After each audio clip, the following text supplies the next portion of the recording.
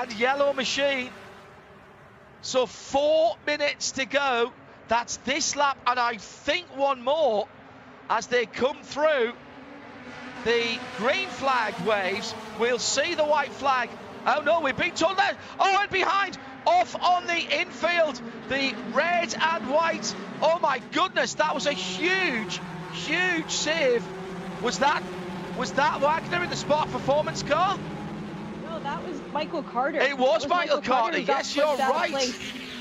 It was Hernan Palermo who went a little bit early, John, in that bright yellow machine and got into Carter slightly. The 20 is all over the track right now. It was also Grant Wagner who was getting a little bit wild on the restart. I wonder if race control is going to have another look at that. But somehow they all survived turn one. And the leading quartet becomes a trio. It's still Pardus for Hickson that leads. Oh, and this is, well, we got a word that this would be the last lap. I wonder whether we'll see I did not see the white flag, Shay, if I'm honest, over the start-finish line. Not too much time left on the clock. I think there'll be one more lap around after this one. Oh, my goodness me, could we have any more drama? What a brilliant run it's been for Preston Pardus for Hickson Motorsport. And once again, the teammate in the 87, just a little bit of bump drafting in that car in second. Selen Ronan from Orlando. And look at the third place car. Here comes Thomas. Thomas trying to get a bit of a draft. There's an overlap here into the bus stop. One more time around at the end of this. The top 8 or 9 are together. If anyone makes a mistake here, anyone in the top 10, all the way down to Justin Piscatel and Brian Ortiz now, by the way, is up into 10th position. He's got ahead of Atanasio on the restart. So Brian Ortiz is inside the top 10 now in the number 4 car. And anyone in the top 10. And look, the brake light's coming on from the second place driver. He's not actually braking, he's just riding the brake with his left foot so he doesn't run into the leader. And wide and high on the top side. This is an extraordinary run from Wagner. The Spark Performance car that was on pole position, he's got him into third for the moment. The red, white and black car tries to get into second. He's not going to do that, but I think he's going to muscle his way into third. He's on the inside for the right-hand turn. What a run from Wagner. What a brilliant run from Wagner. And that shows the speed that the pole sitter had. And Gresham Wagner is up into third. Can he get any further up the field, Jay?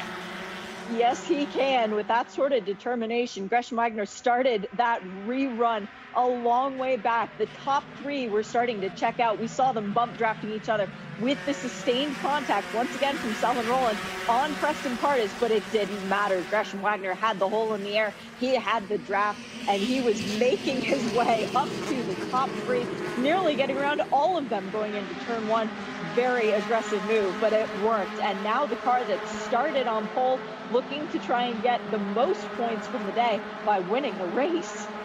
I love how there's a little tap on the brakes from Gresham, the man from Williamsburg, the Spark Performance car, the red, white and black car. Any one of these top 4 could still win. There is the run to the line now. Here they come. Is it going to be Preston Pardus? I think he's done enough. Oh, I'm not sure. I've said that. And down the inside, he goes rolling into the bus stop for the final tap. Beautiful flat slide by the leader. Oh my goodness. I don't know. I really don't know. I've seen races from this position here at Daytona won by the car that's third or fourth in the line. It could even be Gresham Wagner who was on pole position. He benefited from the full course yellow one, Lonnie Hunter's car, and all of a sudden from line to stern, it's 1, 2, 3. It's going to be 4 wide as they go the line. I've got no clue at all. The Inimitsu Mazda MX-5, round 1 of 2020. It could be any one of 4 cars, and it's Wagner. Wagner wins from pole position.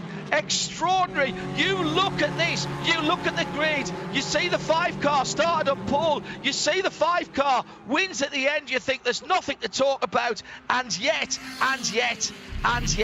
extraordinary stuff. At one stage there, Adam, there were 5 cars across the track here at Daytona. MX-5 Racing, absolutely quality. Wagner knew that if you go all the way up to the wall, you carry a little bit more speed through. Jared Thomas putting 2 wheels down below the yellow line, and our leaders for the entirety of the race completely enveloped by a swarm of cars behind them. That was the sort of instance that you didn't want to watch, but you couldn't find yourself looking away. And Gresham Wagner finally starting out this season as the championship points leader, getting the win at Daytona International Speedway.